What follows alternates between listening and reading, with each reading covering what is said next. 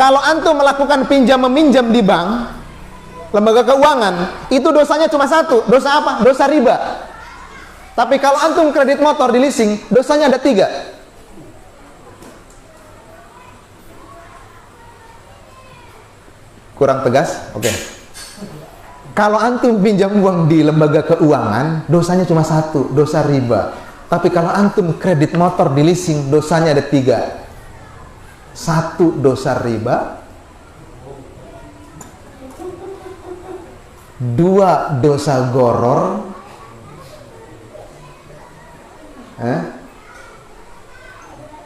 3 apa? 3 Qur'ah. 3, bayangkan.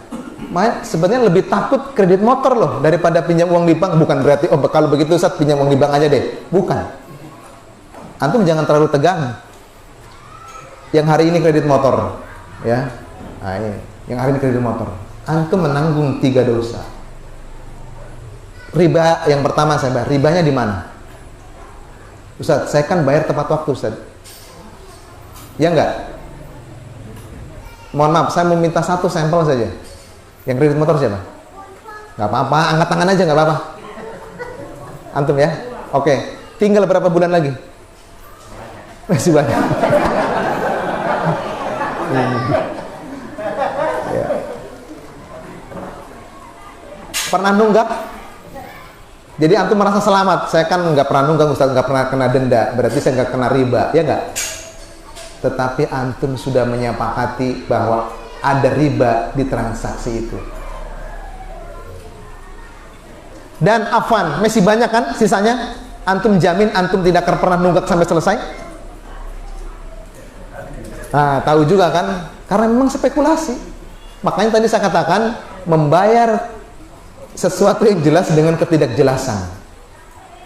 Contoh kasus satu ya, ini kasusnya luar biasa. Saya tidak sebutkan lembaganya, saya tidak sebutkan orangnya, cuma dia ustadz. Ya. Saya isi kajian di salah satu masjid di Palu, dan dia kenal saya, dan dia sering ikut kajian saya. Suatu saat dia punya tiba-tiba dia punya mobil baru. Wah, seneng dong. Saya juga seneng gitu kan, lihat saudara kita punya mobil baru, seneng kan. Wih, Ustaz, Masya Allah, luar biasa antum, sudah ada mobil. Kes Ustaz, dia senyum. Senyum dia. Maka seorang muslim adalah harus husnuzon, bersangka baik. Oh ya. Angkat jempol, mantap. 1 bulan, 2 bulan, 1 tahun. Terjadilah gempa di Palu. Titik awal ini, titik awal. Padahal PNS gajinya dipotong dari situ 1 bulan. Dan kita merasakan, antum PNS bukan? Ah, itu apalagi antum. Afwan, ini sengaja begini, nggak apa-apa. Nah, kalau ngisi kajian begini ya, langsung belak-belakan aja nggak apa-apa ya. Supaya langsung, oh ternyata saya salah Ustaz, gitu aja ya. Sengaja ya. Jadi pasca gempa kan ada keringanan itu. Kemarin kan yang punya kredit motor ada keringanan 6 bulan. Ya, nggak tahu tergantung leasingnya. Ada yang 6 bulan, ada yang 1 tahun, ada yang cuma 3 bulan, 4 bulan tergantung leasingnya. Maka dia ngajuin tuh, dia ngajuin ke leasingnya untuk ditangguhkan selama 1 tahun. Karena tadi alasannya gempa kan, walaupun dia ada gaji tetapnya yang bisa dipotong. Maka disampaikanlah surat tersebut, dan 1 tahun kemudian nggak ada kabarnya. Dia sudah merasa sudah di-ACC itu barang.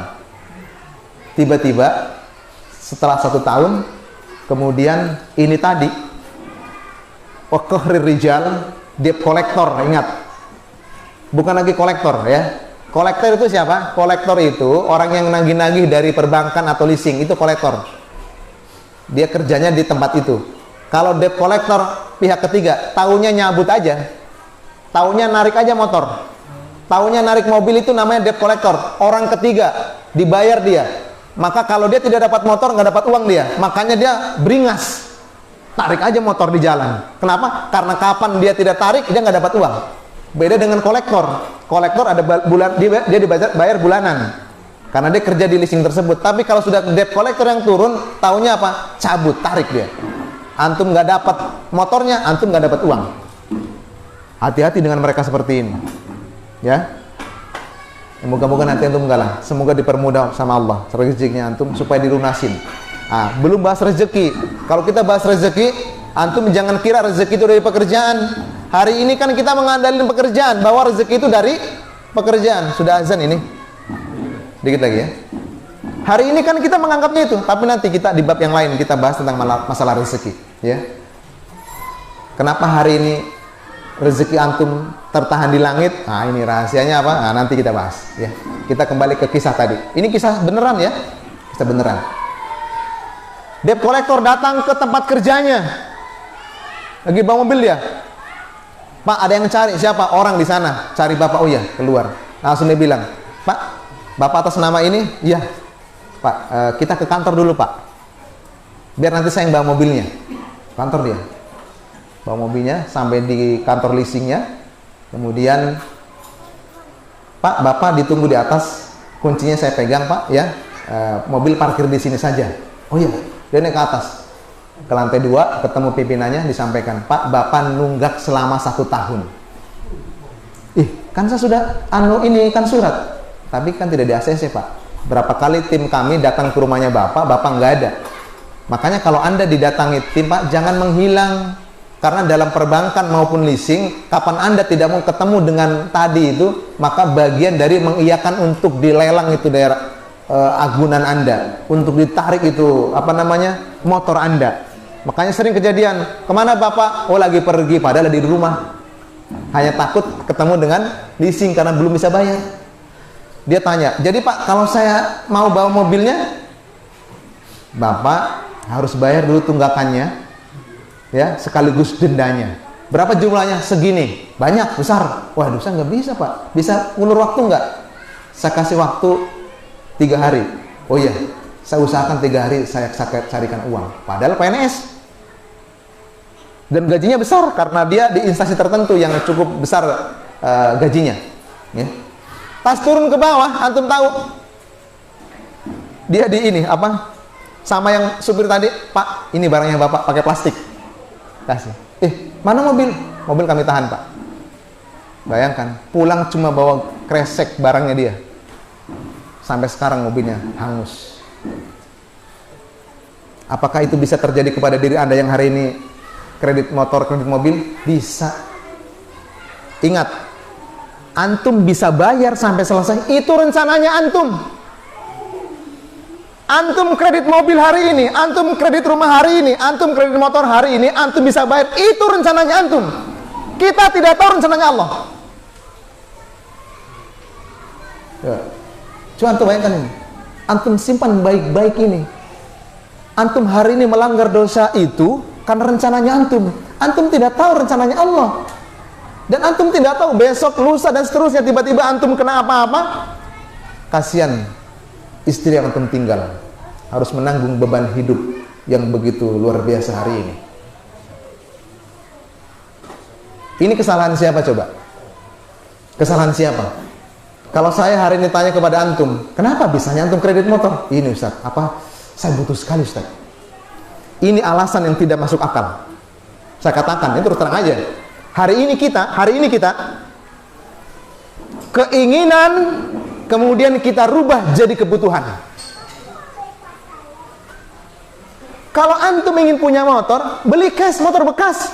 Saya tanya, motor baru dengan motor bekas fungsinya sama nggak? Sama. Hanya karena ingin dilihat motornya baru. Enak Ustaz, kalau baru ini Ustaz tidak gampang, ini rusak Ustaz. Bohong itu, membohongi dirinya antum itu. Bersabar saja. Contoh testimoni ya, saya punya mutarobi, saya punya binaan, dia punya uang 3 juta. Dia datang ke saya, Ustadz, mohon masukannya Ustadz. Iya, kenapa antum? Saya ingin punya motor, saya ada uang 3 juta. Apakah saya jadikan DP ya, tahu DP kan? DP atau bagaimana Ustadz? Karena keluarga saya butuh motor. Anak tanya ke antum, antum siap bersabar tidak? Maksudnya Ustaz, bersabar sampai Allah datangkan kepada antum motor bekas sesuai dengan harga 3 juta. Dia lama termenung, kemudian siap Ustaz. Langsung anak tegaskan kepada dia, kapan kita melakukan sesuatu karena Allah, maka Allah tidak tinggal diam melihat kita. Akhirnya apa? Dia berhenti. 1 hari kemudian saya ditelepon mutarobi saya di Parigi, daerah Parigi. Ustadz, saya punya motor motor fiction. Saya jual 10 juta Ustadz. Tapi kalau ada ihwa yang beli, biar 3 juta saja tidak apa-apa. Di situ kemudian Anda berpikir, astagfirullahaladzim, ya Allah. Ini Masya Allah, pertolongan Allah itu dekat ya. Kenapa hari ini kadang antum tidak merasa ditolong sama Allah? Karena antum dalam posisi di mana hampir saja datang pertolongan Allah, antum putus asa. Allah itu menolong hambanya di saat posisi kita hampir putus asa. Selang bersabar saya sedikit lagi, datang pertolongan Allah. Kebanyakan kita nggak bersabar. Tinggal sedikit lagi, putus asa. Selesai sudah. Pertolongan Allah tidak jadi datang. Yang datang dosa dengan kredit motor. Maka saya hubungi itu binaan saya yang di Palu. Antum kemarin punya uang berapa? 3 juta Ustaz. Alhamdulillah. Antum jualkan motor ini 10 juta, tapi bayar saja 3 juta sama yang punya motor. Antum tahu, datang ke rumah, nangis dia sama Ustaz, Masya Allah. Ternyata kalau kita melaksanakan kebaikan, Allah tidak tinggal diam. Terus kenapa hari ini kemudian kita merencanakan kebaikan, kok pertolongan Allah nggak datang-datang? Karena kita tidak sabar. Karena kita tidak sabar. Kesabaran perlu dipupukkah? Perlu. Dengan cara apa? Seringnya di majelis ilmu, baik yang sifatnya seperti ini maupun yang sistem tarbiyah personal. Kenapa? Untuk memunculkan rasa takut kepada Allah. Sudah azan? Untuk memunculkan rasa takut kepada Allah, dan selanjutnya muncul rasa sabar.